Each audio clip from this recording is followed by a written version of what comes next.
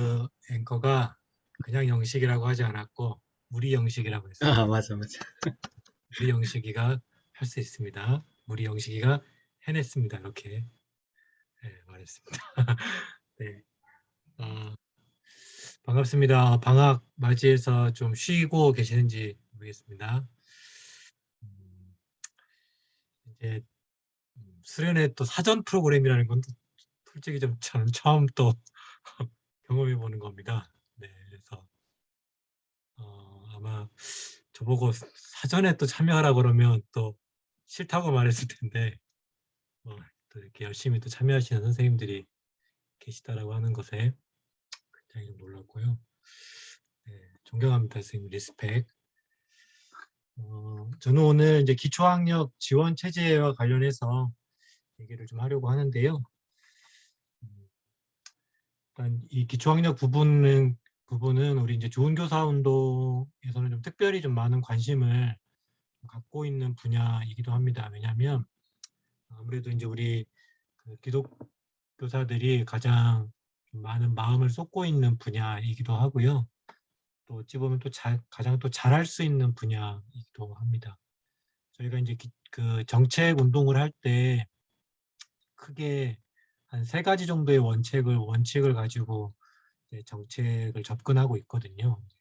그 첫 번째 원칙이 그 이제 우리의 어떤 교사들, 우리의 어떤 우리의 이해관계를 좀 뛰어넘는 운동을 하자. 그게 첫 번째 원칙이고요. 두 번째는 어떤 이념이라던가 뭐 이런 것들에 얽매이지 말고 정말 현실의 문제, 학교 현장의 문제를 좀 실용적으로 접근하자. 그래서 실제 문제 해결에 도움이 되는 방법들을 찾자. 이게 이제 두 번째 원칙이고요. 세 번째 원칙이 가능하면 더 약자, 자기 목소리를 내기 어려운 약자들을 위한 정책들을 더 고민하자. 이게 우리가 성경적으로 정책을 접근했을 때 우리가 가질 수 있는 아주 중요한 원칙이 되겠다. 이렇게 그 이전부터 저희 이제 송인수 정병호 선생님 정책 운동을 시작하실 때부터 그런 원칙들을 가지고 해왔고 여전히 우리가 정책을 접근할 때 중요하게 생각하는 원칙입니다. 이제 그러다 보니까 저희 회원 선생님들 또는 교사들이 봤을 때는 가끔 좋은 교사 운동이 원망스러울 때도 있습니다. 교사들이 고생할 길을 막 더 주장하고 해서 원망할 때도 있는데 그래도 여전히 우리 안에서는 우리가 가는 길이 맞다. 우리 좋은 교사 운동이 그 원칙을 가지고 우리가 조금 힘들더라도 그 말을 하는 게 맞다라고 응원하시는 분들이 여전히 더 많다라고 하는 것 거기에서 여전히 우리 좋은 교사 운동이 건강하게 살아있다. 저는 이제 그런 것들을 좀 확인하거든요. 네. 그 힘이 또 우리 또 여기 함께 하시는 또 우리 GT 선생님들이지 않을까 싶고요. 네. 그래서 오늘 이 말씀을 함께 나누게 된 것에 대해서 굉장히 기쁘게 생각합니다. 화면 공유 잠시 하고 시작하겠습니다. 네, GT 특강, 네, 그레이 티처스, 가 티처스, GT 특강, 기초학력 지원 체제 가지고 얘기를 좀 해보도록 하겠습니다. 저희가 최근에 교육과정이 좀 개정되고 있고 앞으로 교육과정이 개정될 때 아주 중요하게 다뤄야 될 핵심 이슈로서 저희가 좀 제시하는 것 중에 이 소외되는 학생들에 대해서 우리 교육과정에 더 많이 담아낼 수 있어야 된다 이런 고민들을 좀 했었거든요. 근데 이 교육적으로 소외된다라고 하는 게 뭘까 여기에 대해서 이제 몇 가지 연구 논문들을 좀 찾아봤는데 크게 이렇게 한 3가지 정도 이런 좀 다뤄지고 있더라고요. 그러니까 개인이 마땅히 누려야 될 교육 기회로부터 소외될 때 우리는 이제 교육 소외라고 얘기도 하고요. 근데 이제 요거는 우리 교사들이 봤을 땐 조금 먼 얘기일 수 있을 것 같고요. 실제 교실 현장에서 소외되는 경우들이 좀 있다라고 하는 걸 좀 주목해 봤을 때는 그 두 번째, 세 번째 개념 관점이 좀 더 우리가 좀 눈여겨봐야 될 관점인 것 같아요. 예를 들면 이제 학생들이 수업 참여를 기피하고 있을 때 그 학생은 이제 사실은 이제 스스로 기피하고 있을 때 이제 스스로 교육에서 소외되는 거죠. 근데 이제 어 교수 학습 과정에서 발생하는 학업으로부터 그러니까 소외되거나 이탈되는 모습들, 특히 이제 교실에서 교수 학습이 일어나고 있는데 그 안에서 이제 의미 있는 상호작용이 없거나 부족한 아이들이 많이 있는 거죠. 아주 쉽게 얘기하면 교실에서 엎드려 자는 아이들.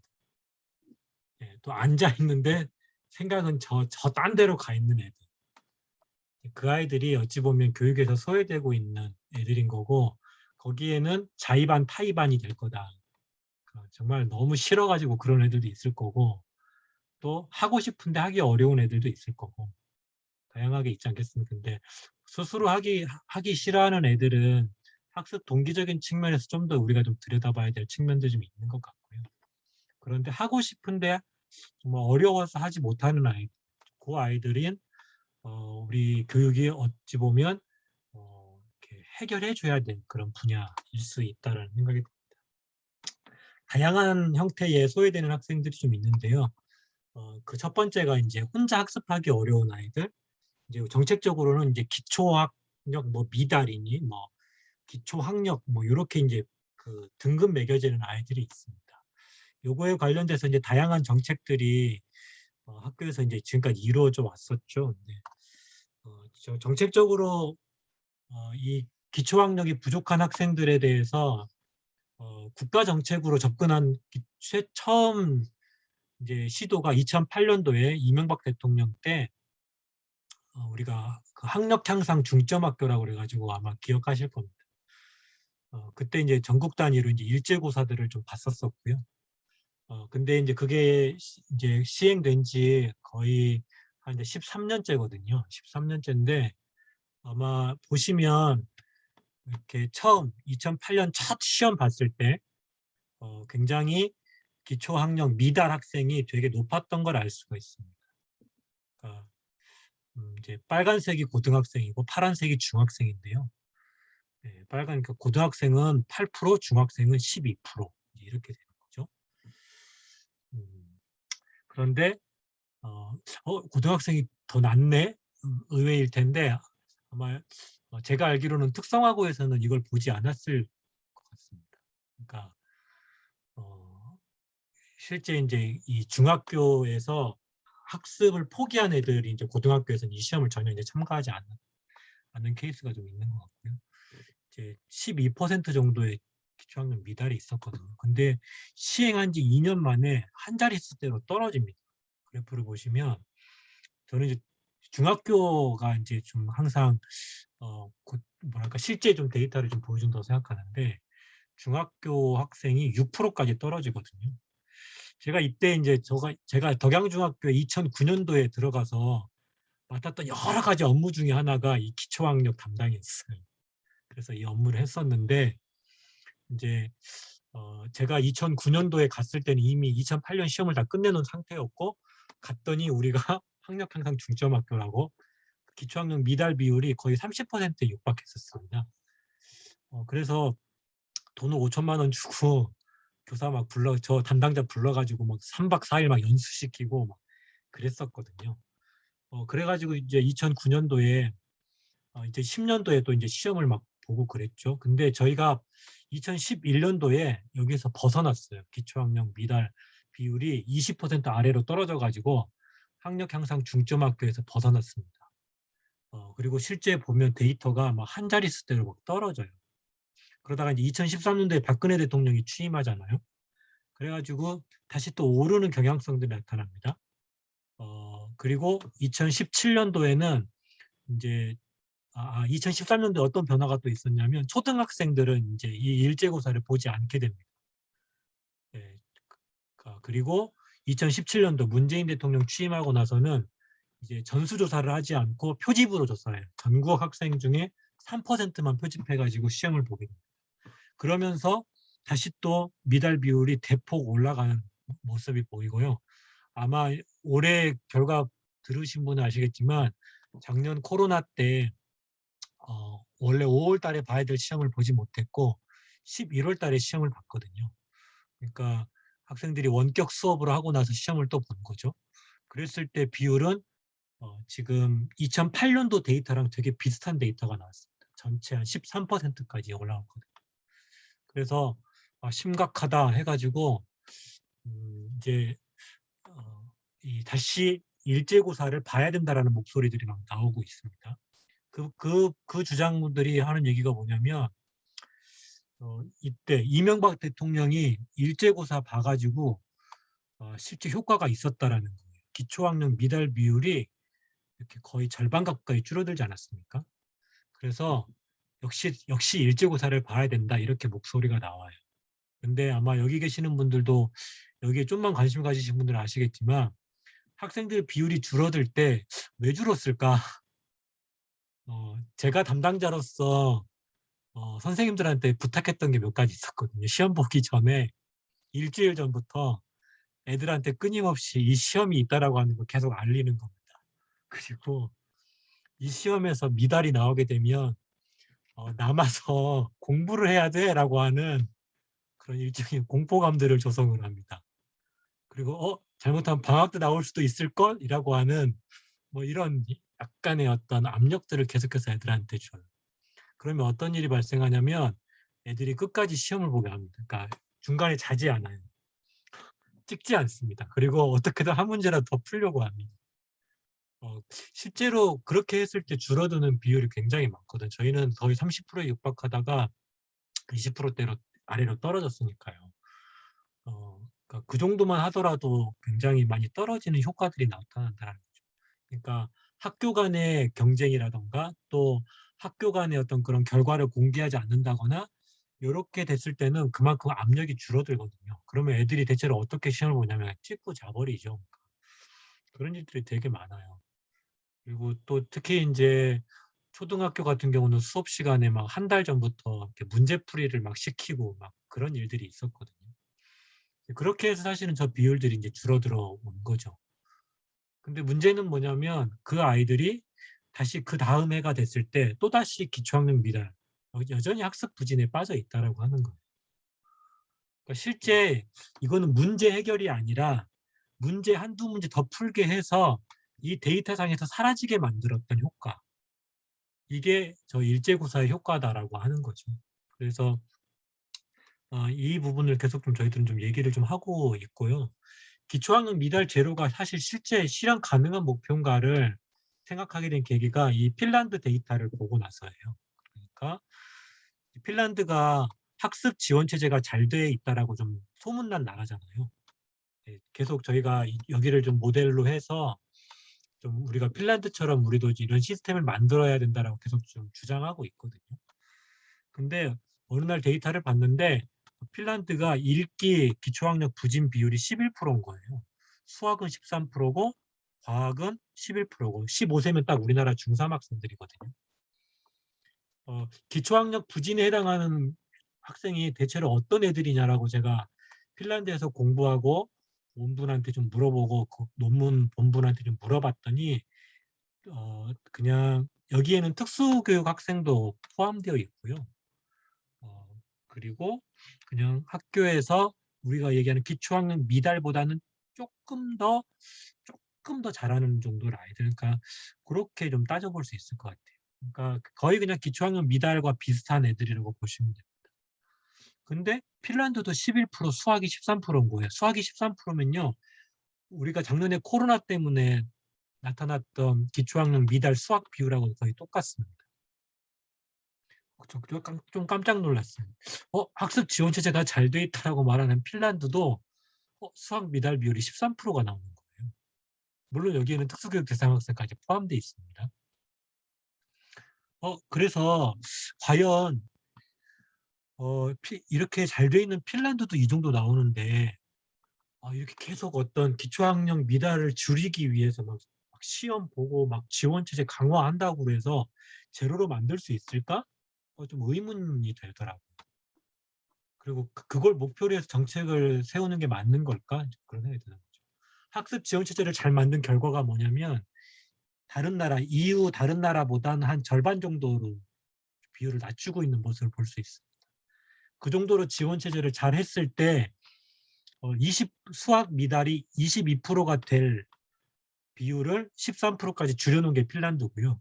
읽기 같은 경우는 19%였을 비율을 11%까지 줄여놓은 게 핀란드인 거죠. 네.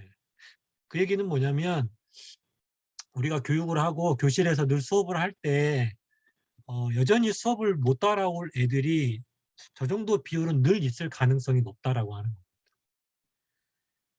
그 아이들을 위해서 계속해서 우리는 지원 체제가 어떻게 돼야 될지를 고민해야 되지 않을까?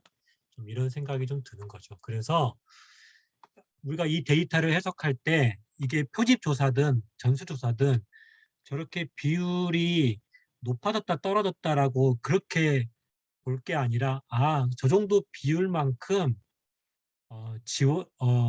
혼자서는 공부하기 어려운 애들이 있다라고 해석을 하면서 늘 우리가 이 데이터를 봐야 된다라고 생각할 수 있다라고 하는 거죠. 그 얘기는 뭐냐면 학력이 올랐다 떨어졌다의 느낌이 아니라 학습이 어려운 학생이 이만큼 있구나, 우리 교실 속에 이만큼 있구나, 이걸 봐야 된다라고 생각을 하는 거고요.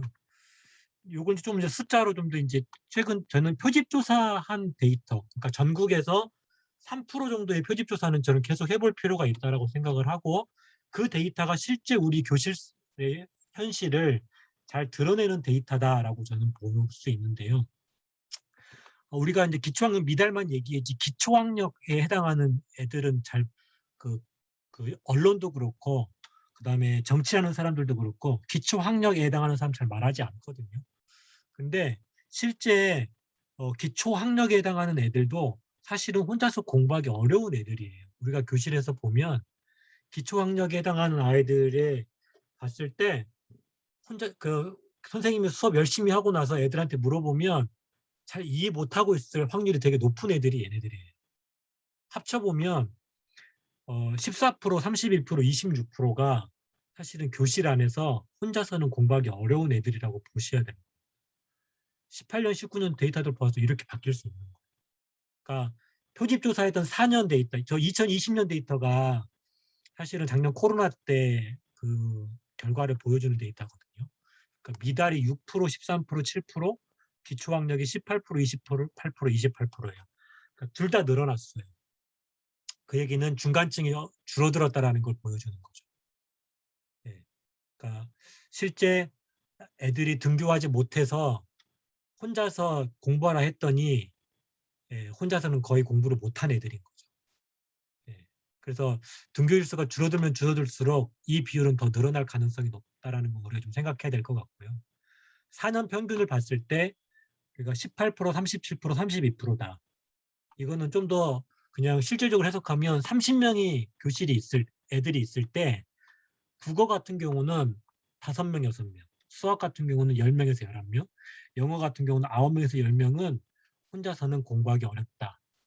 이걸 그냥 우리가 늘 염두에 두고 애들을 봐야 되고 우리가 학습 지원이 필요하다라고 말했을 때는 늘 이 정도의 애들이 교실에 있다라고 생각하고 학습 지원 정책을 마련해야 된다. 이런 거죠. 그러니까 정치권이 말하고 뭐 언론에서 말하는 것처럼 일제고사를 봐야 되냐 말아야 되냐 이거 가지고 논쟁할 게 아니라 학력이 저하됐다 높아졌다 이걸 가지고 논쟁할 게 아니라 교실 안에 얘네들이 늘 있다라고 생각했을 때 어떤 시스템이 이 아이들을 더 잘 지원할 수 있는 시스템이 될 수 있냐. 그저 그냥 남겨가지고 그냥 이렇게 공부시키자, 보충시키자 이렇게 말해가지고 될 것 같냐? 안 될 것 같다. 이렇게 말할 수 있을 것 같고 그래서 이제 이걸 기초로 해서 기초학력 지원 정책을 좀 고민을 좀 해야 되고 조은교사들은 그렇게 좀 해보려고 하고 있고 또 계속 그 교육부에다가 좀 지금 이 부분을 지금 계속 얘기를 하고 있습니다. 그러니까 뭐 학력 미달 뭐 늘어났다고 그거 가지고 고민하지 말고 이 아이들은 계속 늘 있을 애들이다. 그러니까 상시적인 지원 시스템이 필요하다. 이런 얘기들을 좀 하고 있는 거죠. 이거는 저는 시도교육청도 그걸 감안해서 지원 정책을 펼쳐야 되지 않나 그렇게 생각합니다. 또 이제 우리가 눈여겨봐야 될 교육에서 소외되는 학생들은 다문화 학생들이라고 합니다. 보시면 다문화 학생 비율은 더 늘어나고 있고 전체 학생 대비해서 지금 작년에 다문화 학생 비율은 2.7%고요. 이거는 지방으로 갈수록 다문화 학생 비율은 더 늘어납니다. 그리고 또 특정 지역 같은 경우는 거의 뭐 한 반에 한 10%, 15% 가까이가 다문화 학생으로 나타나고 뭐 경기도 같은 경우는 경기도 안산 지역의 특정 학교 같은 경우는 한 80% 가까이가 다문화 학생이 될 정도로 좀 높아지고 있어요. 근데 문제는 뭐냐면 다문화 학생들이 기초학력 미달 비율을 봤을 때 일반 학생들보다 거의 한 5배에서 6배 가까이 높게 나타난다라고 하는 거예요. 그만큼 불리한 조건을 가지고 얘네들이 공부를 하고 있다라고 볼 수 있는 거죠. 그러니까 얘네들은 이제 언어 측면에서 일단은 그 핸디캡을 갖고 있고 기본적으로 학습이라고 하는 게 이제 언어를 매개로 하잖아요. 그러다 보니까 그 모든 학습이 얘네들한테는 어려운 거죠.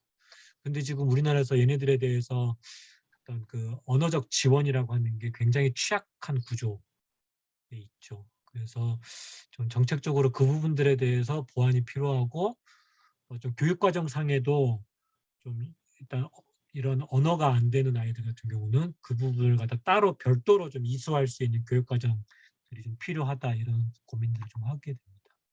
세 번째는 탈북 학생들인데 탈북 학생들 같은 경우는 뭐 일단 기본적으로 환경이 좀 어렵다 보니까 어려운 측면들이 있기도 하고요. 최근의 현상들은 뭐냐면 탈북 학생이 좀 줄어들었거든요. 줄어들었는데 줄어드는 와중에 특징은 중국과 같은 제3국에서 넘어온 아이들이 더 많다라는 거죠. 그러니까 북한에서 탈출한 아이들보다 제3국에서 태어나가지고 우리나라로 들어온 애들이 점점 더 많아지고 있다라는 거죠.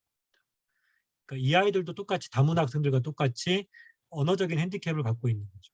그러니까 중국 말은 좀 하는데 한국말은 전혀 못해요.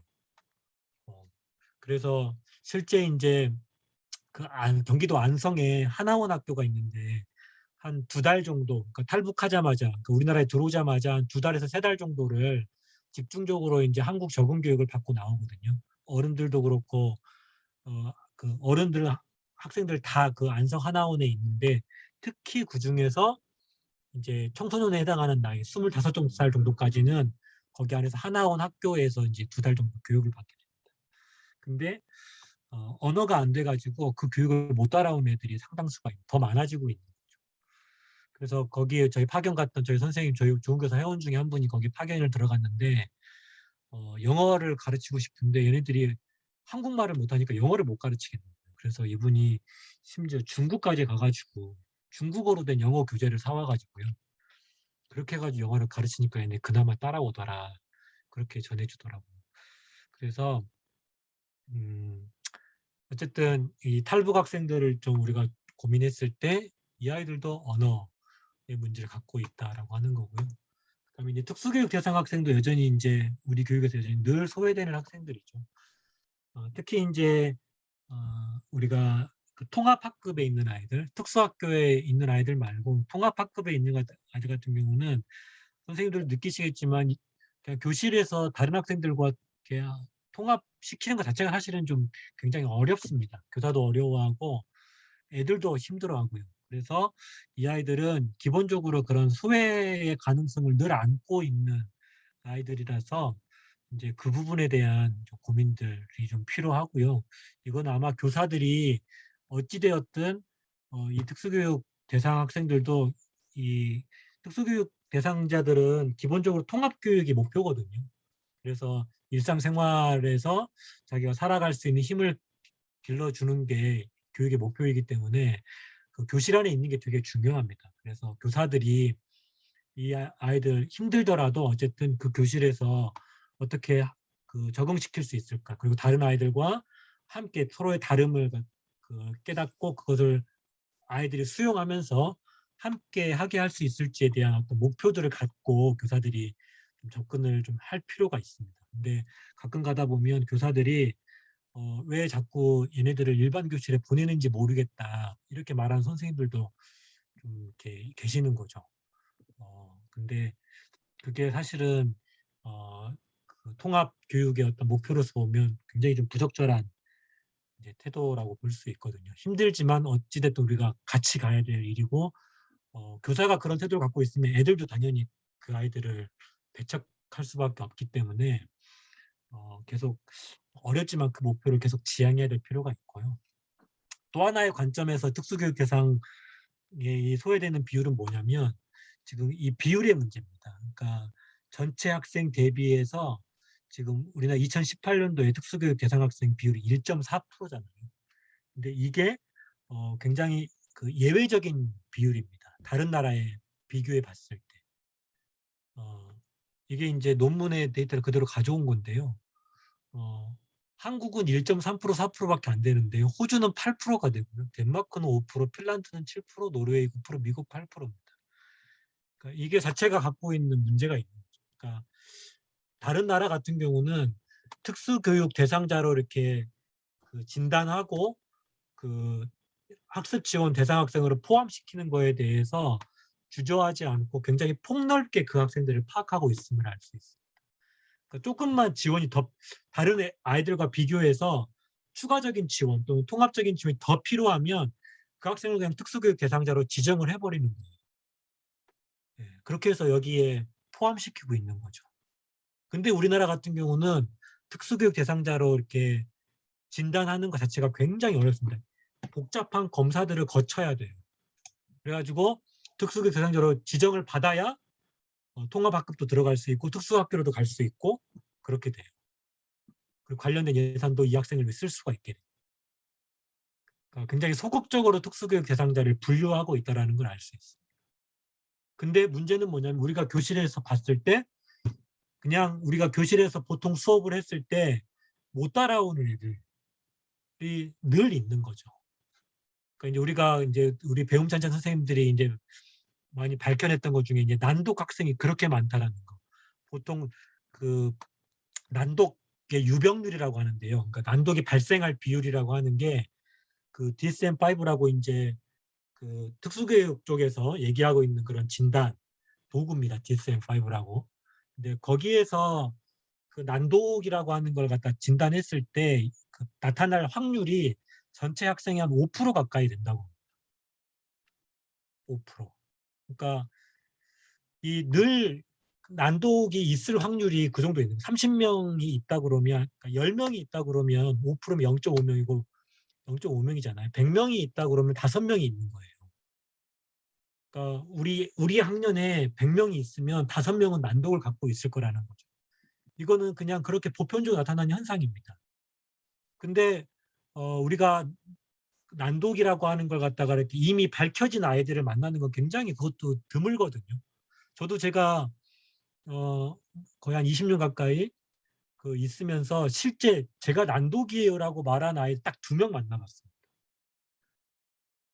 그 정도로 밝혀지지 않고 그냥 진단되지 않고 있는 거예요. 근데 교실에서 보니까 얘네는 글자를 늦게 깨우치는 거죠. 잘 못 깨우치는 거죠. 심지어 중학생이 돼도 글자를 잘 못 읽는 애가 있는 거고 그런 거죠. 그 아이들 보고 글씨를 써보라 그러면 얘는 글씨를 못 쓰고요. 그립니다. 글씨를 그림처럼 그리고 있어요. 그러니까 저는 이제 걔를 중학교에서 만났지만 초등학교 6년 동안 만약에 그 아이가 난독이라는 걸 몰랐다 그러면 그냥 그 아이는 어떻게 인식되는 거냐면 그냥 머리가 나쁜 애, 예, 그냥 학습 능력이 떨어지는 애 그 정도로만 돼 왔을 가능성이 높은 거죠. 그래서 말씀드리는 게 뭐냐면 일반 교육과 특수교육 사이에 굉장히 광범위한 사각지대가 존재한다. 저는 난독만 말씀드렸지만 난산이라는 것도 있고요. 그리고 또 뭐 경계선 지능도 있습니다. 한 70에서 80 정도 되는 지능을 갖고 있는 학생들은 특수교육 대상자로 분류되지 않거든요. 그런데 교실에 있어요. 그런데 학습하기는 굉장히 어려운 거죠. 예. 특히 이제 이 진단되지 않을 그 학생 중에 이제 그 난독과 난산이 해당되는 게 뭐냐면 바로 학습 장애라고 분류되는 애들이고 난독이나 난산, 경계선 지능이. 그러니까 우리가 지금 1.3%밖에 안 되는 그 차이가 어디서 오는 거냐면 미국 같은 경우는 전체 특수교육 대상 학생이 8.8%잖아요. 그런데 그 8.8% 중에 40% 가까이 되는 애들이 학습 장애, 특정 학습 장애를 갖고 있다고 분류되고 있습니다. 이 안에 난독이나 난산이나 경계선 지능이 포함되는 거죠. 근데 우리나라는 전체 특수교육 대상자 중에 단 3%만 학습 장애예요. 그러니까 학습 장애로 분류될 수 있는 상당수의 애들이 지금 사라지고 있다는 거, 놓치고 있다 우리가.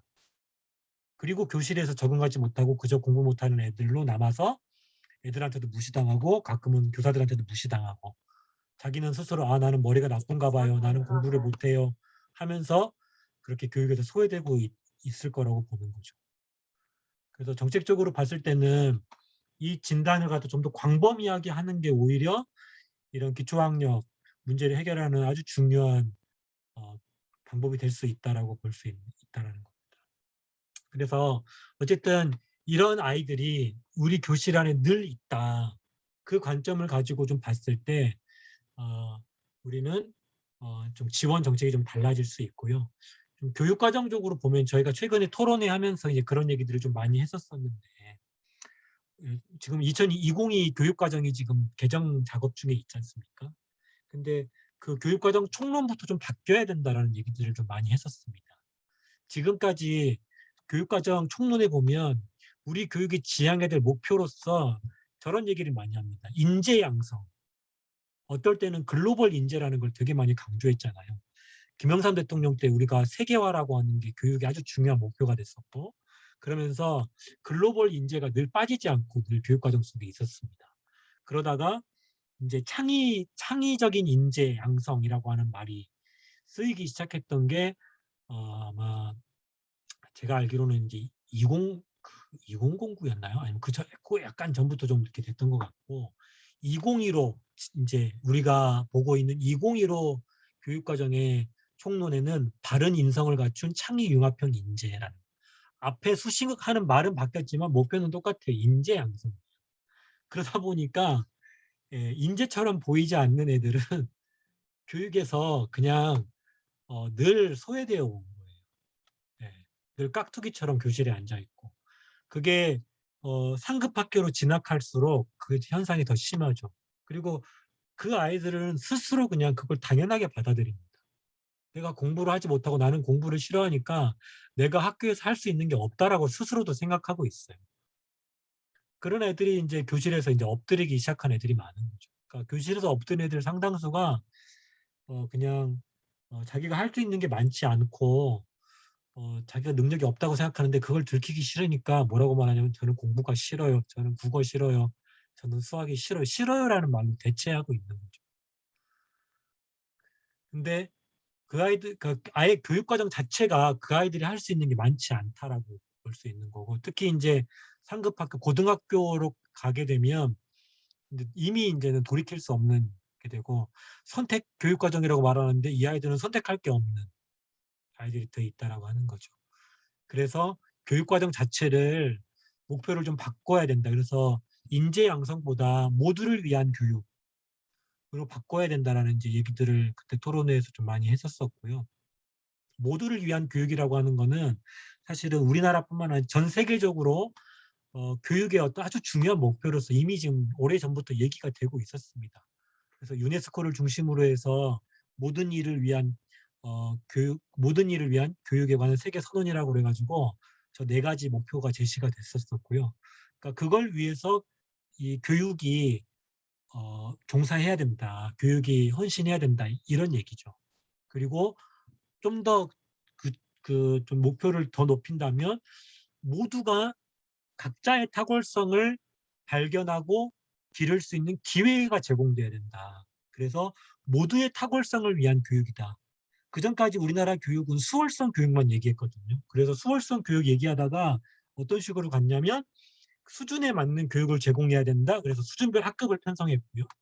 그리고 수준에 맞는 학교를 줘야 된다. 그래가지고 이제 뭐 자사고니, 특목고니 뭐 이런 학교들을 이제 만들어 놓고 아예 입학 당시부터 애들을 분류를 해버린 거죠. 그걸 수월성 교육이라는 이름으로 해왔습니다. 네. 근데 사실은 그 수월성 교육이 나머지 애들은 아예 그런 기회 자체를 가질 수 없도록 만들어 와버린 거죠. 그게 아니라 모든 아이들이 각자 자기의 탁월성, 자기 수준에 맞는 자기의 탁월성을 발견하고 기를 수 있는 기회를 줘야 된다. 이런 얘기를 우리가 할 수 있어야 된다라는 거고, 그러려면 기본적으로 기초적인 어떤 학습 역량들을 모두가 갖출 수 있도록 해 줘야 된다. 그래서 최소한 그 읽고 쓰고 셈하는 것에 대한 문제가 없도록 만들어 줘야 되고, 어 어느 정도 중위권 정도까지는 끌어올리는 걸 목표로 교육이 좀 이루어져야 된다. 그 속에서 각자의 어떤 소질과 각자의 적성을 추구할 수 있는 그런 교육 과정들이 만들어져야 된다. 이게 목표가 되면 그 목표에 따라서 교육 과정도 다시 재편돼야 되는 거고, 그다음에 시스템도 다시 만들어져야 된다. 이제 이렇게 얘기를 하게 되는 거죠. 예. 그래서 지금 2022 교육과정 개정할 때 이 두 가지가 핵심이 돼야 된다라고 계속 지금 얘기를 하고 있고, 권역별 토론회라든가 또 지금 이제 이번 주 토요일 날 백인 토론회 또 하게 되는데, 여기에서 계속 좀 이 부분을 좀 강조하고 거기에 맞춰서 교육 과정을 좀 바꾸자, 이런 제안들을 좀 하고 있습니다. 어 혹시 좀 교육 과정에 대한 논의가 있을 때 좀 이런 부분들을 좀 참고해 주시면 좋을 것 같고요. 사실은 이제 이런 모두의 탁월성을 위한 교육은 핀란드 같은 경우가 2014년도에 이미 그 나라 교육의 가장 최종적인 목표로서 제시된 가치입니다. 그리고 거기 안에 교육 과정에 보면 학생은 필요에 따라서 충분한 지원 속에서 교육받을 자격이 있다라고 명시가 돼 있어요. 이게 모든 학교의 의무인 거예요. 충분한 지원들을 그 아이들에게 줘야 된다. 그렇게 돼 있고요. 그래서 핀란드의 기초학력 그 보장 시스템을 보면, 이거 우리 좋은 교사 4월호 특집에 이게 나와 있거든요. 저희가 그 남궁욱 선생님한테 부탁해 가지고 글을 실어 달라고 그랬는데요. 핀란드는 기본적으로 인간의 기본권이라고 생각을 하고 평생 교육까지 다 무상으로 이렇게 제공하고 있습니다. 그리고 학습 부진 학생이 지원을 받는 거는 그건 학습자의 권리인 거예요. 그러니까 요구할 수 있는 겁니다. "저 그거 이해할 수 없어요. 저 좀 도와주세요."라고 요구할 수 있는 거죠. 그래서 뭐 9학년이 되기까지 이런 특별한 학습 지원을 받은 경험이 없는 아이가 없을 정도로 누구나 지원받을 수 있게끔 돼 있다라는 겁니다. 그럼 어떻게 그걸 만들어 놨느냐 했을 때, 기본적으로 기초학력 지원은 특수교육의 영역 속에 포함시켜 놨습니다. 그래서 시간제 특수교육 을 받을 수 있게끔 모든 아이들 그 누구도 특수교육을 받을 수 있도록 해 놨어요. 그러니까 우리는 특수교육은 특수교육 대상자로 진단된 애들만 받을 수 있거든요. 그런데 여기는 시간제 특수교육으로 돼 있고 아예 개별화된 서비스가 다 만들어져 있고요. 그래서 이걸 좀 할 수 해 놓게 된 것이 이 핀란드가 늘 피사 결과에서 늘 이렇게 높은 성적을 거두는 힘이다라고 이야기를 하고 있습니다. 그리고 그 시스템이라고 하는 게 뭐냐면 바로 시간제 특수교육인데요. 시간제 특수교육을 위해서 만들어 놓은 게 뭐냐면, 이렇게 읽기, 쓰기, 수학, 외국어 등 교과에서 학습지를 받을 수 있고, 그다음에 진단 없이도 교사의 관찰만으로 그냥 "얘는 특별한 교육이 필요해."라고 얘기하면 학교에서 그 위원회가 회의가 소집이 됩니다. 그래 가지고 "얘가 지금 현재 어떤 상태고 그래서 이러이러한 학습 지원이 필요하다."라고 결정하고, 거기에 맞춰 가지고 선생님이든 또 프로그램이든 그것들이 제공이 되는 거죠. 예. 그래서 막 선정한 행정 절차 이거보다는 교육권을 어떻게 실현해 줄 거냐, 이게 더 중요하고요. 예. 그리고 음 네. 고렇게 좀 돼 있습니다. 그리고 그걸 실현하기 위해서 인제 이렇게 그 어떤 교사의 어떤 시스템이 이렇게 돼 있는 거예요. 특히 우리랑 좀 다른 게 뭐냐면, 핀란드는 저 특별 지원 교사라는 게 있습니다. 핀란드는 저 3 단계 학습 지원망이 만들어져 있는데, 저걸 실현하기 위해서 특별 지원 교사라는 게 있어요. 이 사람은 어떤 사람이냐면 대학원에서 전문 코스, 즉 우리나라처럼 특수교육을 전공한 교사이기도 하고요. 아니면 다른 교사 중에 오랜 경험을 가진 교사 중에 학습 장애라든가 특수교육에 대한 특별 연수를 1년 이상 받은 교사들을 이 특별 지원 교사로 배치를 합니다. 예. 그리고 이 특별 지원 교사가 통합학급에서도 지원할 수 있고, 또는 그냥 다른 교실에서도 이 학생을 추가적으로 지도할 수 있어요. 예. 언제든지 이 학생이 지원될 수 있습니다. 그리고 이런 특별 지원 교사가 학년마다 한 명씩 배치가 돼 있어요. 네, 그래서 저는 학습이 어려워요라고 말하면 이 교사들을 중심으로 해서 일단 뭐 위원회도 만들어 그 회의를 하기도 하고, 그래서 이 학생에게 필요한 지원은 이런 거다라고 결정을 하고 교실 안에 들어가서 지원할 수도 있고 교실 밖으로 빼내서 지원할 수도 있게끔 만들어 놓은 거죠. 네. 늘 이것들이 가능합니다. 그리고 뭐 나름 보조교사도 있어요. 그렇지만 이 특별지원교사와 함께 이 보조교사가 활동하기 때문에 보조교사가 할 수 있는 일들이 명확해지는 거죠. 그냥 보조교사 대충 맡겨놓고 우리나라처럼 알아서 하세요, 해주세요 이렇게 가지 않습니다. 그리고 일반 그냥 교사들에게는 수업 이외의 부담은 최소화 시켜놓고요. 이 일반 교사들이 대체로 1단계요해서 보통 수업하면서 소그룹 활동이라던가 개인별 활동들을 애들한테 시키면서 도움을 제공하고요. 혼자서 지원하다가 안 되면 특별지원교사와 함께 위원회를 요청을 하고 이 학생에 대한 지원을 요청하기도 하고, 보통 교사들은 이제 그렇게 활동하면서 이 학습 지원을 하고 있습니다. 이렇게 일반 교사, 보조교사, 특별지원교사 이 세 그룹의 교사들에 의해서 애들이 학습 지원을 받을 수 있도록 해놨고, 이 교사들이 함께 모여서 일종의 학생복지팀 안에서 속해가지고 학생을 지원하고 있습니다. 즉 팀이 있다라고 하는 게 좀 달라요. 우리나라도 팀이 있죠. 다중지원팀이라고.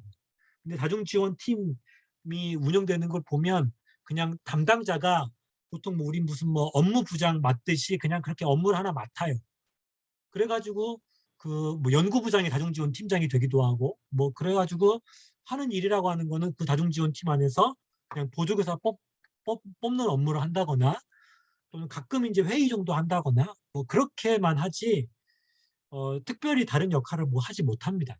주로. 근데 여기는 이 학생복지팀이 이런 그 학생 지원에 대한 대부분의 결정들이 여기에서 이루어져요. 그리고 그 안에는 교장, 특수교육교사, 보건교사, 심리치료사, 담임교사 이런 교사들이 있어요.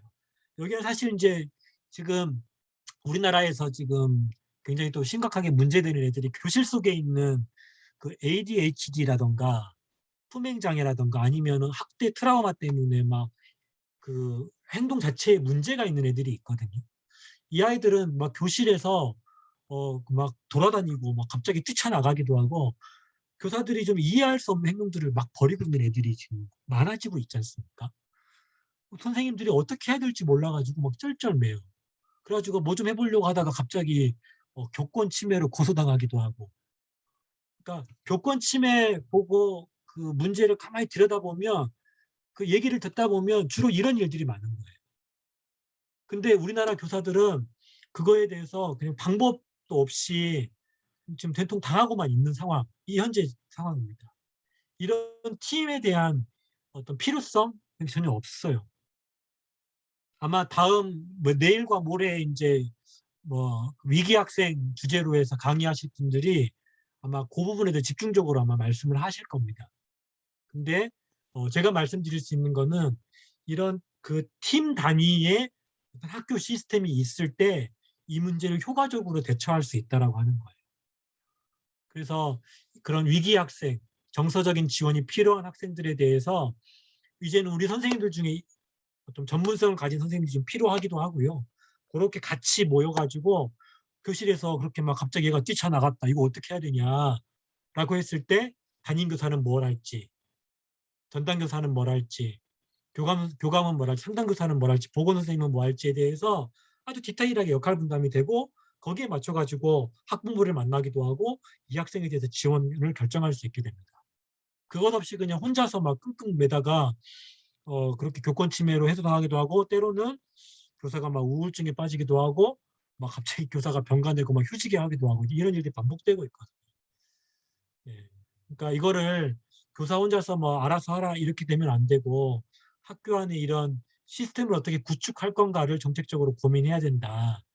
이런 얘기가 있는 거죠. 그래서 이런 뭐 이제 그냥 교사한테 맡겨놓으면 안 되고 이런 여건들이 좀 필요하다. 이런 얘기를 좀 하고 있고요.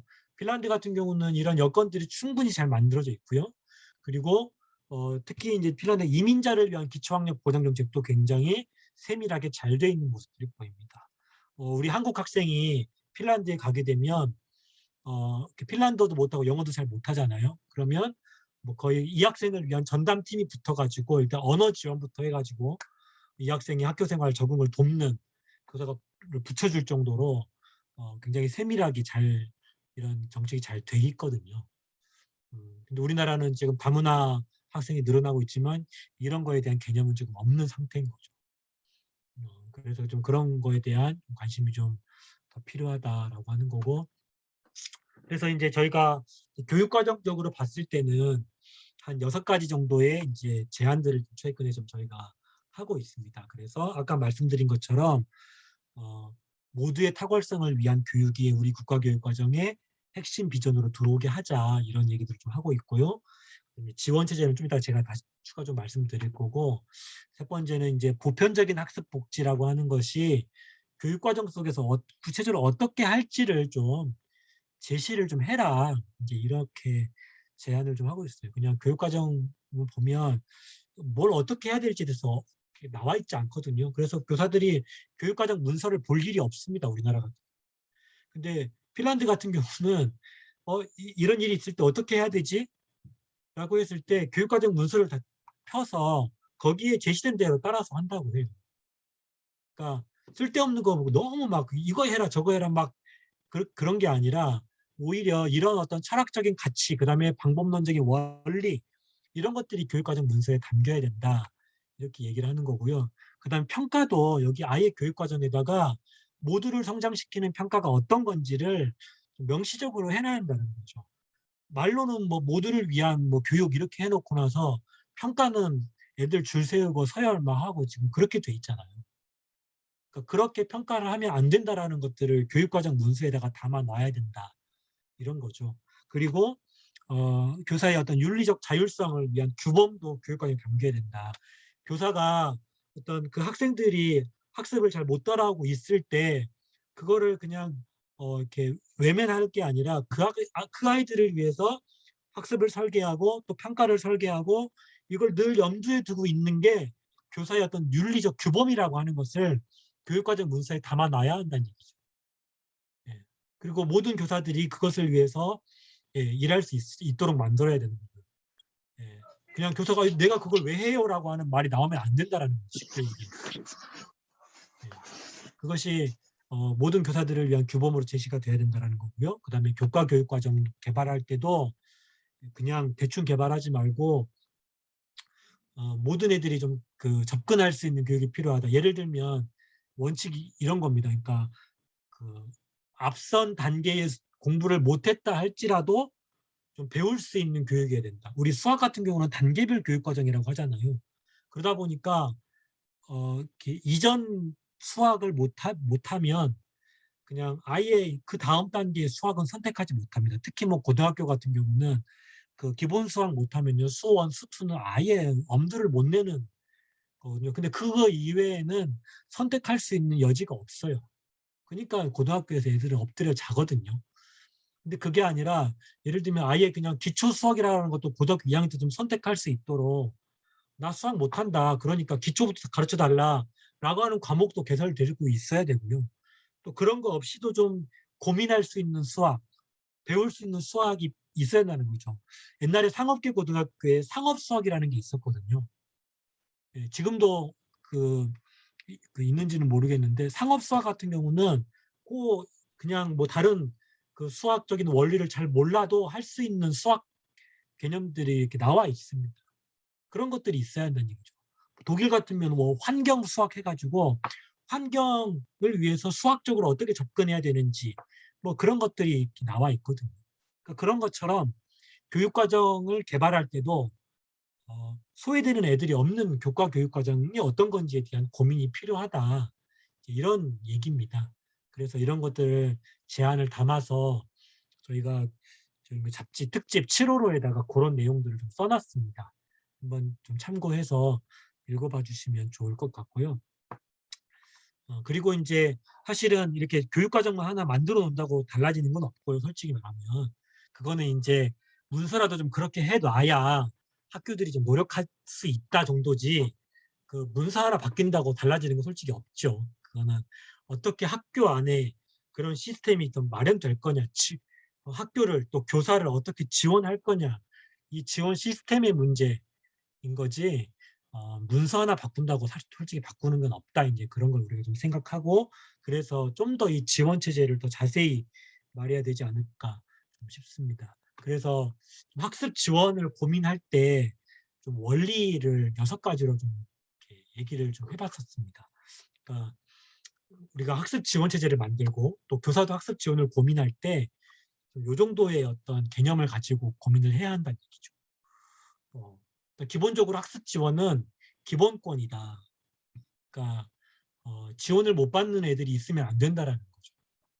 예, 공부가 어려운 애가 있으면 그 아이를 위한 지원 체제가 학교 안에 있어야 된다는 거예요. 교사 보고 다 하란 얘기냐?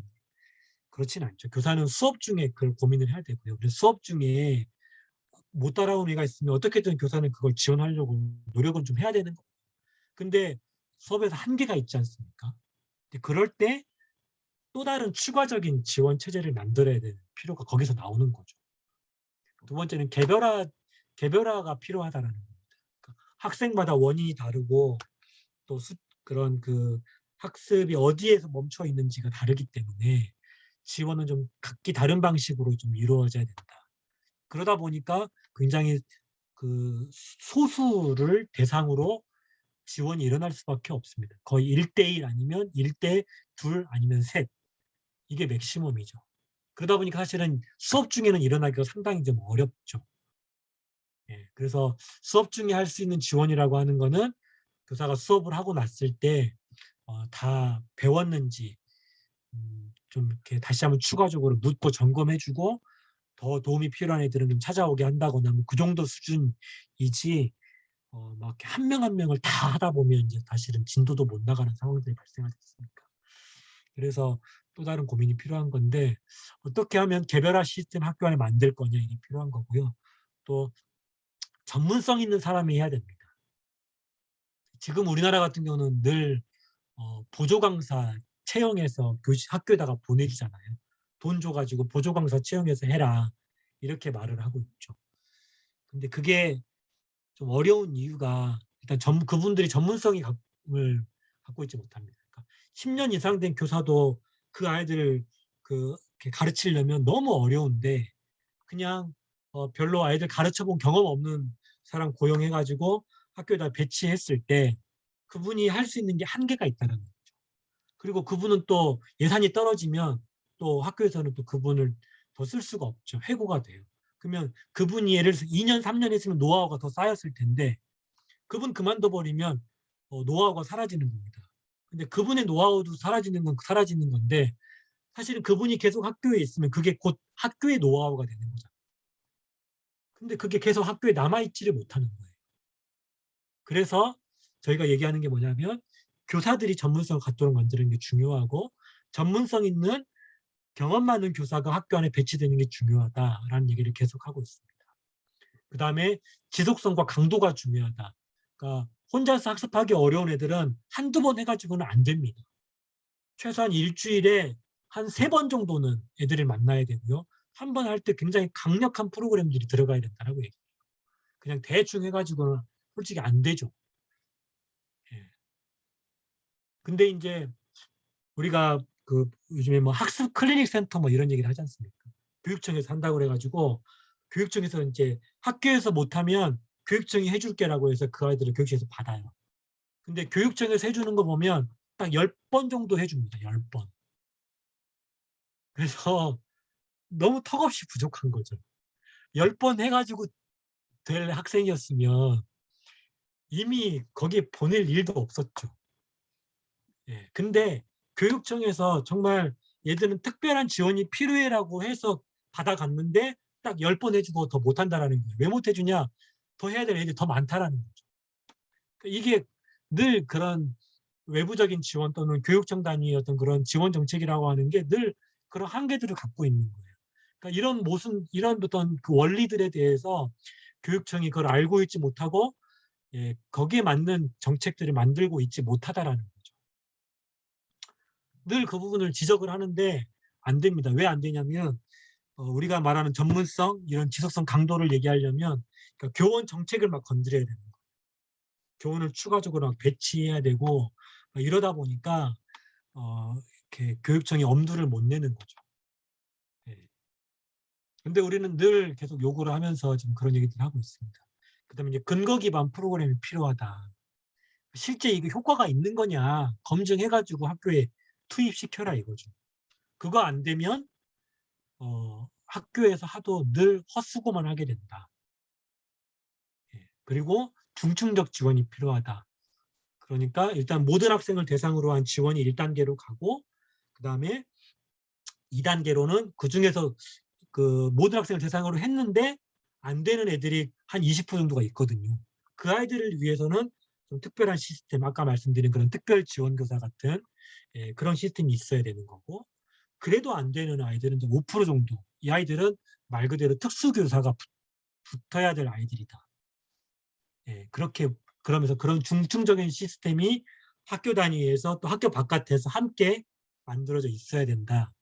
이렇게 말씀드리는 거죠. 그래서 늘 저희가 막 3단계 학습 안전망 얘기하는 게 바로 이제 이런 거거든요. 그래서 1단계로는 교실에서 교사들이 좀 해볼 수 있는 그런 지원책 고민해야 되는 거고, 모든 교사들이 해볼 수 있는 게 뭘까? 일상 수업에서 일상 학급 활동에서 또 교실 수업에서 할 수 있는 게 뭘까를 늘 우리는 고민하는 거죠. 그리고 거기서 해볼 수 있는 프로그램이 있거든요. 예. 그래서 그 프로그램을 교사들에게 제공했을 때 실제 교사들이 그걸 가지고 모든 애들을 대상으로 했을 때 되게 효과를 보고 있어요. 그게 말 그대로 1단계 지원이죠. 예. 우리가 이제 좀 소개해 드릴 거지만 뭐 기초학력 구출 40일 프로젝트에 썼던 그런 프로그램들은 1단계에서 모든 애들을 대상으로 우리가 일상 중에 학급 활동 중에 할 수 있는 프로그램이었습니다. 그게 1단계고요. 2단계는 특별하게 어, 그 아이를 위한 특별 지원교사가 붙는다거나 아니면 학교 안에서 아이를 따로 불러내 가지고 한다거나 좀 그래야 되는 거죠. 세 번째는 완전 좀 특수교육적인 아주 심화된 전문성을 가진 교원에 의해서 지원되는 시스템이 필요하다라는 거고요. 그것을 위해서 이제 몇 가지 좀 제도 개선이 필요하다 이렇게 얘기를 합니다. 8가지 정도 말씀드리는데요. 그러니까 이제 첫 번째는 뭐냐면 이제 이거는 늘 좀 보편적인 얘기입니다. 그러니까 아까 말씀드린 그 1단계 지원이 잘 되려면 학급당 학생 수가 좀 더 줄 필요가 있다를 계속 좀 저희들이 얘기를 하고 있어요. 예. 그래서 뭐 20명 얘기도 하고 하는데 음, 그냥 이 정도 되면 솔직히 교사가 따로도 할 수 있겠다라고 이제 말할 정도로 해볼 만하다 이제 이 정도 얘기가 됩니다. 그러면 이게 되면 뭐가 되는 거냐면 아까 말씀드린 건 1단계 지원이 굉장히 강력하게 일어날 수 있는 거죠. 예. 그렇게 해도 안 되는 애들은 정말 특별한 지원이 필요한 애들이라고 말할 수 있다는 거예요. 그러면 얘네들을 대한 지원이 더 집중될 수 있는 거죠. 그럼 더 효과적이고 효율적인 지원이 가능해지는 거예요. 그러니까 80%의 애들에 대한 지원을 강화하면 2단계, 3단계 나머지 20%에 대한 지원도 더 강력하게 집중적으로 할 수 있는 장점이 생기는 거죠. 그래서 이 기준은 굉장히 중요한 기준이라고 보고 있습니다. 그래서 어떤 정치인들을 만날 때도 계속 이 부분을 좀 강조를 좀 하고 있고요. 두 번째는 이제 보편적인 지원, 아까 말씀드린 그런 진단의 범위를 더 넓혀야 된다. 더 적극적으로 찾아내야 된다. 우리가 지원해야 될 애들을. 아까 말씀드린 그런 특별 교육 대상자, 특수교육 대상자 지원, 이게 더 분명히 돼야 된다는 거죠. 아까 그 이유에 대해서는 제가 아까 말씀드린 것처럼 이렇게 우리나라는 이렇게 좀 소극적으로 지원하고 있고 학습 장애를 많이 놓치고 있다 말씀드렸었고요. 근데 지금 우리가 아까 말씀드린 기초학력 미달로 분류되는 아이들, 또 기초학력으로 분류되는 아이들 상당수는 읽기와 읽기에서 상당히 많은 문제들을 갖고 있다는 걸 이미 밝혔습니다. 그래서 그리고 경계선 지능을 갖고 있다는 것도 우리가 계속 밝혀지고 있고요. 난독도 갖고 있는 아이도 5% 정도는 늘 있다는 걸 밝혀내고 있습니다. 그러면 적극적으로 그 아이들을 찾아내려는 노력이 정책적으로 가야 된다는 얘기죠. 그러니까 학기 초에 우리가 뭐 기초학력 진단해 가지고 보고해라 늘 얘기하지 않습니까? 그래 가지고 뭐 기초학력 진단 보정 시스템에서 문제집 출력해 가지고 시험 보게 하고 막 하면서 그렇게 찾아내고 있습니다. 근데 그렇게 진단되는 애들은 더 세밀하게 진단이 돼야 되거든요. 그러니까 그렇게 세밀하게 진단할 때 이제는 정말 난독이 있는지 없는지 뭐 이런 것들에 대한 좀 더 특별한 어떤 진단 도구들이 학교에서 좀 쓰일 수 있어야 돼요. 근데 그거를 하는 게 사실 보통 다른 교사들이 일반 교사들이 그런 도구들을 잘 쓰는 거 잘 모르거든요. 그래서 그런 거에 대한 전문성을 가진 교사가 그래서 필요하다라는 거죠. 학교 안에 이런 다중지원팀 팀장이라고 부를 수도 있고요. 아니면 뭐 그냥 뭐 그 기초학력 그 뭐 전담 책임 교사 뭐 이렇게 말할 수도 있고 아니면 뭐 학습 지원 전문 교사 뭐 이름은 어떻게든 상관은 없는데 그런 교사가 학교 안에 있고 그 교사를 중심으로 해서 만약에 팀이 운영된다면 그 선생님에 의해서 교사들한테 일종의 이런 도구에 대한 설명도 할 수 있지 않습니까? 그러면서 더 정확하게 지원이 필요한 애들을 찾아낼 수 있는 거죠. 예, 더 그런 광범위한 어떤 진단이 필요하다라고 하는 거고 그래서 이런 전문성 가진 교사를 많이 확보하고 또 교사들에게 모든 교사들에게 사실은 기초적인 이런 전문성들을 확보할 수 있도록 연수들도 필요하다라고 얘기를 하고 있습니다. 그래서 교원 연수라든가 교사 양성 과정에서도 좀 이 부분에 대한 뭐 난독이라든가 왜 아이들이 학습을 어려워하는지 또 그 어려워하는 아이들에게 어떻게 도움 줄 수 있을지에 대해서 뭐 진단 도구라든가 뭐 이런 것들 또 ADHD나 이것도 좀 기초적인 것에 대한 이해 정도는 좀 교사들이 갖고 있을 수 있도록 좀 전문성들을 함양하는 연수가 좀 필요하다. 이런 얘기를 하고 있고 뭐 교대나 사대에서도 좀 교육 과정 이런 부분들이 반영돼야 된다. 좀 이렇게 얘기를 하고 있고요. 또 효과적인 연수 정책에 있어서도 좀 실제 그 증거 기반 프로그램들을 좀 가지고 교사들한테 연수하면 교사들도 그 연수를 굉장히 적극적으로 그 지원해 가지고 연수를 받는다라는 게 지금 나타나고 있거든요. 그러니까 지금 강원도 같은 경우가 지금 이렇게 연수를 하고 있는데요. 기본적으로 한 그 초등학교 저학년 교사들을 대상으로는 저런 기본 연수들을 계속하고 있습니다. 4 시간 정도 해 가지고 읽기 뭐 읽기 가르치는 프로그램이라든가 또 기초 연산 가르치는 프로그램들을 좀 쓸 수 있도록 기본 과정 하고 있고 또 그중에서 또 심화 과정으로 15 시간 정도를 해서 좀 하고 있고 그다음에 또 그중에서 또 전문가 과정에서 6 개월 정도를 교사들에게 연수를 시키고 있어요. 그 교육 과정을 보면 그 한글 뭐 창제 원리부터 해 가지고 그걸 기본으로 해서 한글 수업하는 거라든가 또 수감각을 중심으로 해서 수학 활동을 시키는 거라든가 우리 배우 다 이 프로그램 우리 배움찬찬 선생님들이 연구하고 개발해서 보급했던 프로그램인데요. 그런 것들이 교육 과정으로 연수 프로그램으로 돼 가지고 지금 교사들한테 이렇게 연수가 실시되고 있습니다. 근데 그런 연수들을 받고 나면 교사들 만족도가 굉장히 높거든요. 그래서 "이런 연수 정책들을 교사들을 대상으로 좀 해라."라고 이제 교육청한테 좀 계속 얘기를 하는 거죠. 강원도는 굉장히 적극적으로 해 가지고 나름 어 교사 전문성 그 이런 전문가 과정 연수를 받은 교사들이요. 이제는 이제 강사로도 뭐 활동을 하면서 점점 교사들의 전문성을 높이는 데 기여하고 있습니다. 어 이제 아마 경남에서도 이런 것들이 좀 이렇게 보급되고 있다고 저 듣고 있기도 하고요. 네 번째는 인제 이런 어떤 근거 기반 프로그램들이 계속 보급돼야 된다라고 하는 건데 아마 아시는 분은 아시겠지만 저희 배움찬찬히 선생님들이 만들었던 프로그램이 요런 게 있습니다. 뭐 읽기 자신감 있고 뭐 이걸 또 요약한 게 지금 교육부에서 만들어 놓은 찬찬 한글이라든가 또 그 오른쪽에 한글 또박또박 이런 지금 진단 프로그램 있고요. 또 읽기 유창성 프로그램 따스함이라고 해서 좀 개발한 것도 있고 또 교실을 위한 곱셈구구라고 해 가지고 기초 수학 프로그램도 지금 만들어서 좀 했었었고요. 지금 이걸 바탕으로 해 가지고 기초학력 구출 프로젝트까지 저희가 한 학기 동안 했을 때 선생님들도 뭐 해서 실제 효과가 있으니까요. 선생님들도 굉장히 적극적으로 그것들을 받아들이고 있고요. 또 이 프로그램 따스함이라는 곱셈국어 현장 교사가 만들다 보니까 어떤 장점이 있냐면 교사가 적은 에너지를 들여서 할 수 있게끔 해 놨습니다. 그래서 하루에 뭐 한 15분씩 일주일에 3번 애들 스스로 좀 할 수 있도록 이렇게 아예 교재로 만들어 버리는 거죠.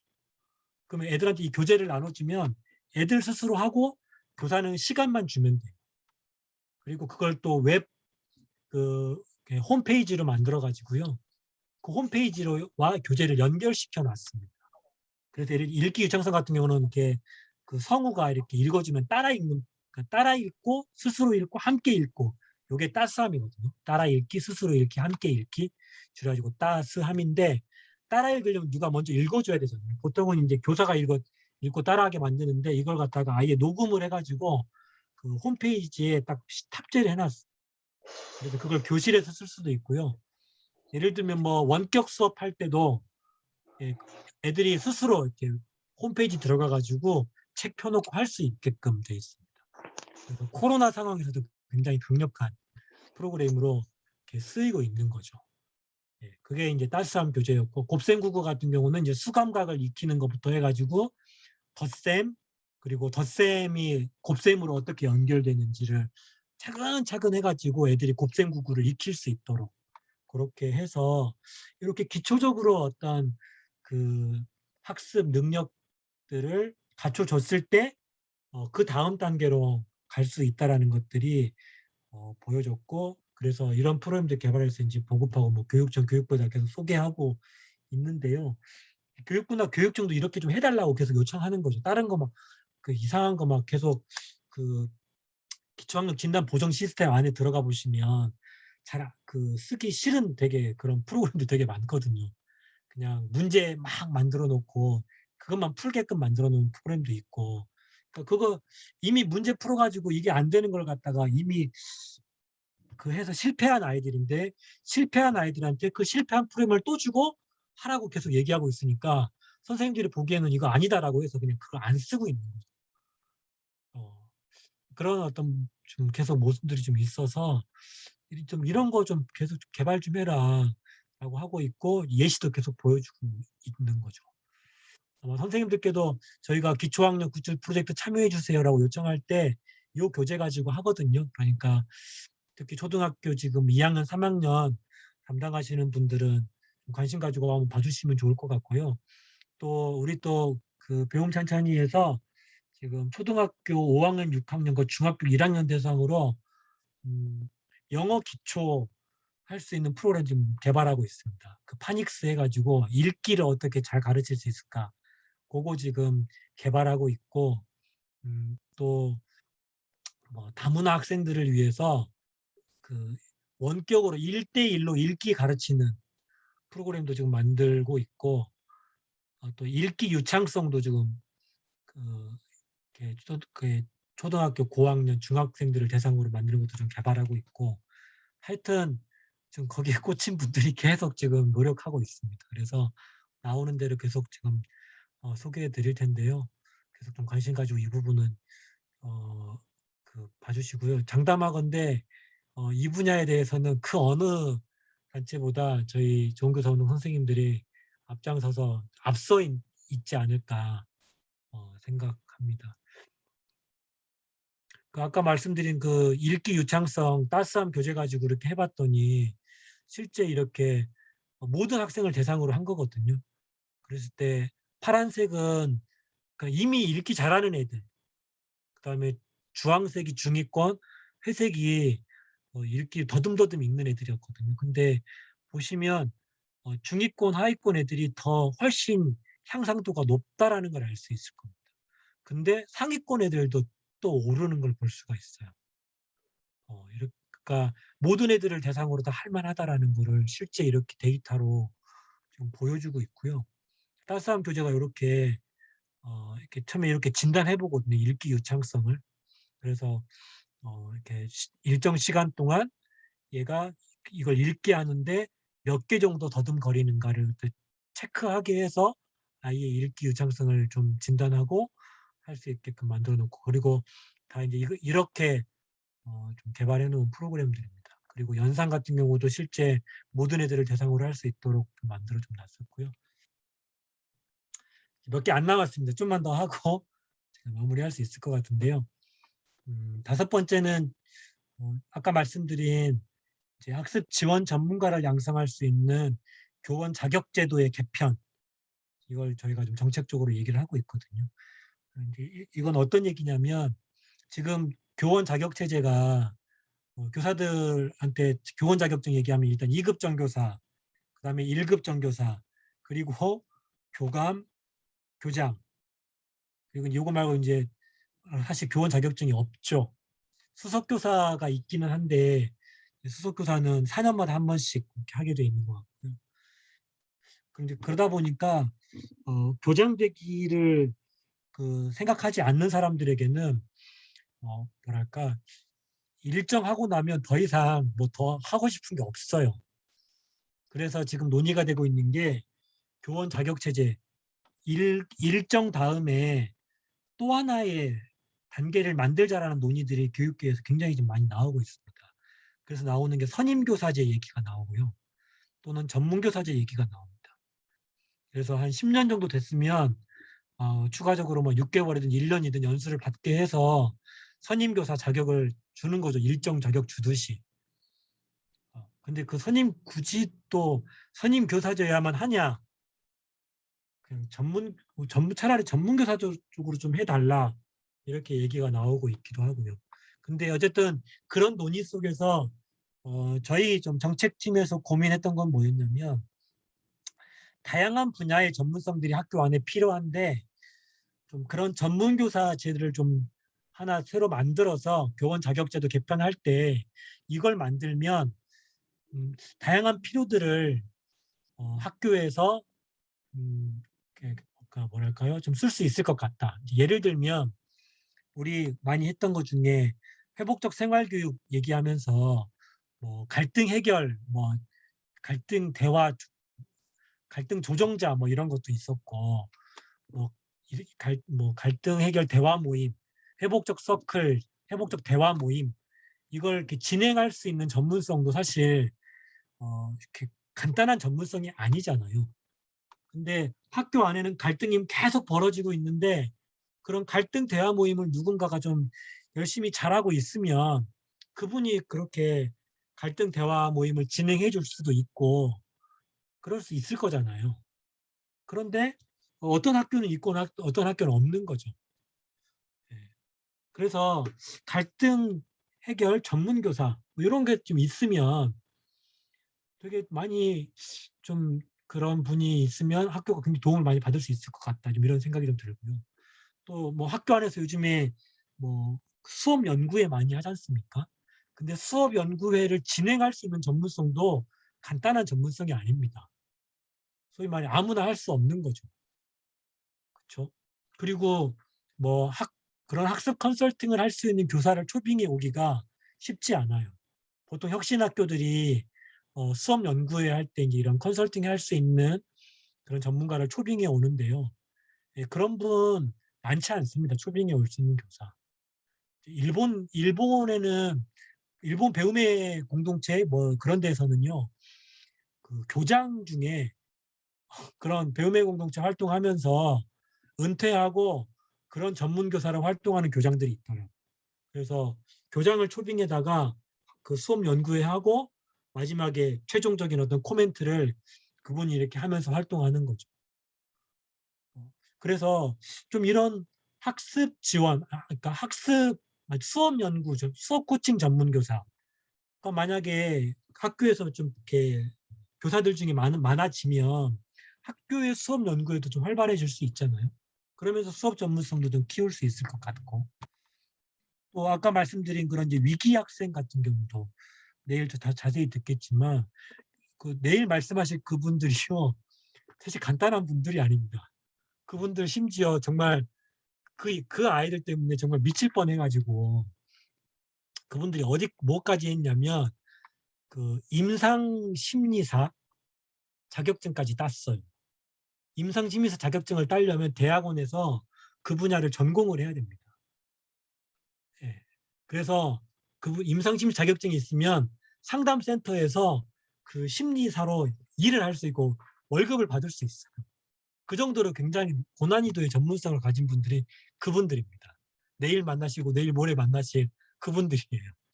아무도 시키지 않았는데 본인들이 너무 답답하고 하니까 여기저기를 찾아다니면서 배운 거예요.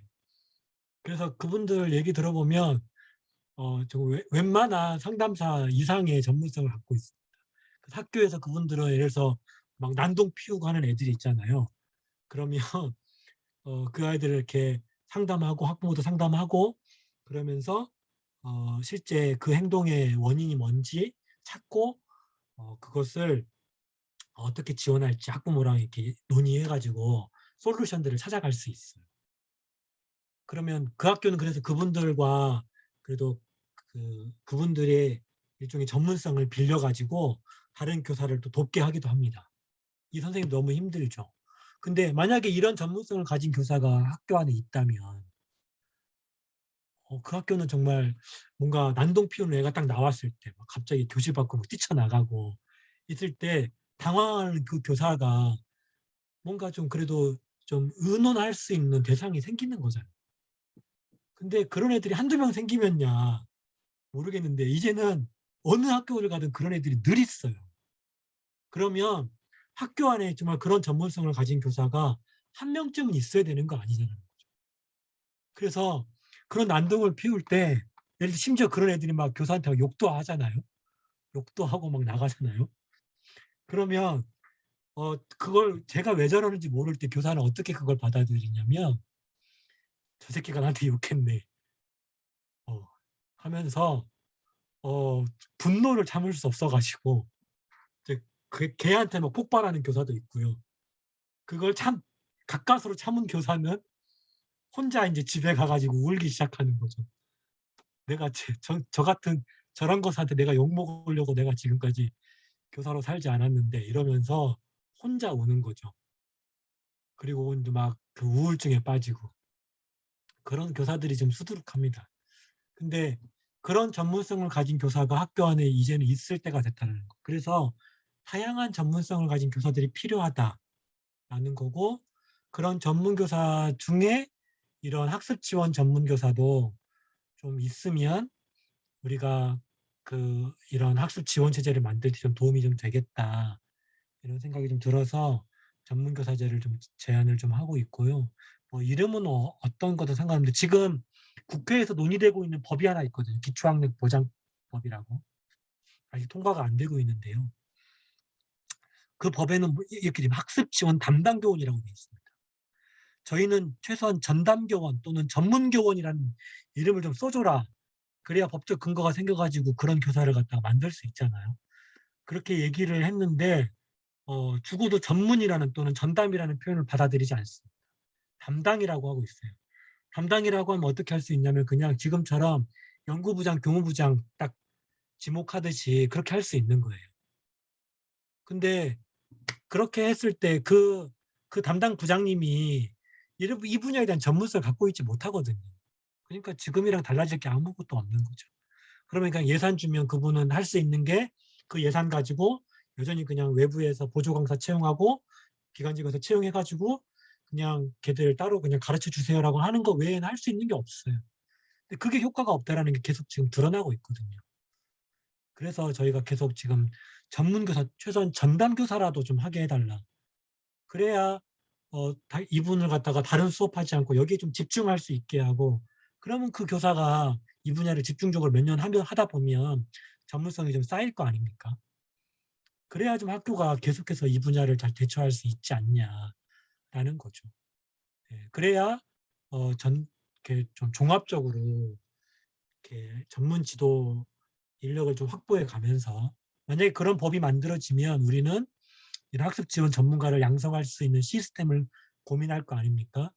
현직 교원들을 연수할 수 있는 시스템도 만들 수 있고 그다음에 또 그 교육 과정에도 반영할 수 있고 예, 그렇게 전문 지도 인력을 확보할 수 있는 방법들이 있을 거다라는 거고요. 그래서 첫 번째 아까 말씀드린 대로 특수교육과 일반 교육의 느슨한 경계를 느슨하게 해야 된다.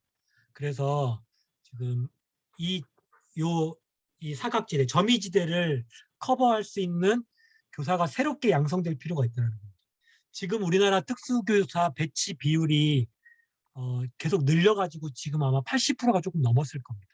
여전히 부족하거든요. 그러니까 이게 무슨 얘기냐면 현재 1.4%만큼 진단되는 특수교육 대상자를 담당할 수 있는 교사도 부족한 실정입니다. 특수학교도 그래서 늘 기간제 교사를 뽑습니다. 다 충분히 배치를 못해서. 이제 그런데 이제 예를 들면 특수교사 보고 야, 일반 학교에 있는 교사 애들도 특수교육 쪽으로 지원해줘 그러면 특수교사들이 되게 반발합니다. 여기도 모자라 이렇게 얘기하는 거죠. 예, 마치 우리가 전투하는데 여기도 막 10명에서 지금 막 막고 있는데 야 여기 모자라 5명 보내줘 이런 거랑 똑같은 거죠. 그렇게 하면 안 되고 그러니까 좀 새롭게 이 부분을 양성해서 이제는 선발해서 배치해야 되는 거죠. 아까 말씀드린 대로 이제 특수교육을 전공한 사람들 중에 일반 학교에 배치할 수 있는 교사를 따로 선발을 해야 되는 거예요. 그래서 학년마다 배치할 수 있도록 해줘야 되고 또는 학교에 한두 명은 배치해줘가지고 좀 그 5%의 학생들을 지원할 수 있도록 해줘야 된다라는 거고 일반 교사들 중에 이 아이들에 대한 특별한 관심을 가진 교사들 10년 이상 된 교사들을 갖다가 대상으로 6개월 또는 1년 이상의 연수를 통해서 전문성 있게 딱 해서 그 교사들을 특별 지원 교사로 배치하면 그 학교에 특수교사도 있고 그다음에 특별 지원 교사도 있고 이렇게 되잖아요. 이랬을 때에 그 지원이 필요한 애들이 언제든지 누구라도 지원받을 수 있는 시스템이 될 수 있다라는 거죠. 이것 없이는 굉장히 어렵다라는 말씀을 계속 좀 드리는 거고요. 그다음에 팀이 중요하다. 혼자서는 안 된다. 학교 안에 위원회 또는 팀을 구성하도록 해줘야 된다는 말씀을 좀 드렸었습니다. 그러니까 학년별로 배치는 그 팀 안에서 학년별 특별지원교사라든가 이런 것을 좀 있게 되는 거죠. 그래서 그들이 뭐 학습지원 전문교사나 상담교사, 보건교사, 담임교사 이렇게 해서 이렇게 팀이 돼야 제대로 할 수 있다. 혼자서는 안 된다. 그 말씀을 계속 좀 드렸고요. 마지막으로 보편적 선별의 원칙이 필요하다라는 건데요. 그러니까 누락되는 애들이 있으면 안 된다. 그래서 특정 시기에는 학생들 중에 지원이 필요한가 안 필요한가에 대해서 모든 교사들이 한번 좀 들여다봐야 된다는 겁니다. 문제는 뭐냐면 이렇게 얘기했을 때 그러면 모든 애들을 대상으로 똑같은 시험지를 가지고 똑같은 시기에 진단고사를 보자라는 이야기냐라고 하면서 계속 공격이 들어와요. 이게 이제 일제고사 프레임인데 이제 그게 아니라 예를 들면 초등학교 뭐 한 특정 시기 그러니까 초등학교 3학년을 넘어가면 솔직히 지원 효과가 떨어진다고 얘기하거든요. 그래서 3학년이 되기까지 한 번쯤은 모든 학생을 대상으로 1차적으로 한번 테스트를 해보고 그 중에서 좀 이렇게 지원이 필요하다고 판단되면 더 정밀한 진단 도구들을 가지고 해보고 해서 그런 단계들을 좀 밟아야 한다는 얘기죠. 시험지가 학교마다 좀 다르면 사실은 뭐 학교별로 비교할 수도 없기 때문에 그걸 일제고사로 말할 수는 없다. 이제 그렇게 저희들은 보고 있고요. 그러나 특정 시기에 한 번쯤은 좀 교사들이 들여다봐야 되고 요즘에 이런 얘기도 합니다. 뭐 그러니까 교사의 관찰 또는 교사의 어떤 그 교사의 어떤 확인만으로도 좀 가능하다. 그것도 일정 부분 맞는 말이거든요. 우리가 수업해 보면 쟤는 좀 수업을 좀 따라오지 못하네라고 딱 보이는 애들이 있잖아요. 그러면 그 아이들만을 대상으로 좀 정밀한 진단으로 좀 들어갈 수 있어야 되는데 이게 실제 하다 보면 걔들만 따로 불러가지고 하기가 되게 어렵습니다. 좀 낙인 찍는 것 같기도 하고 또 심지어 학부모도 어떤 학부모 항의하기도 해요. 왜 우리의 그 시험 보게 하냐 이렇게 돼요. 그래서 그런 걸 막으려면 그냥 그 학급만의 그냥 시험 그 학교만의 그냥 시험지 정도를 하는 것이 오히려 안전하게 갈 수 있는 방법이기도 합니다. 그래서 그렇게 진단을 좀 가야 된다 이렇게 얘기합니다. 네, 여기까지 제가 기초학력 정책과 관련해서 지금 나오고 있는 이야기들 또 우리가 계속 지향하고 있는 바들을 좀 말씀드렸습니다. 네.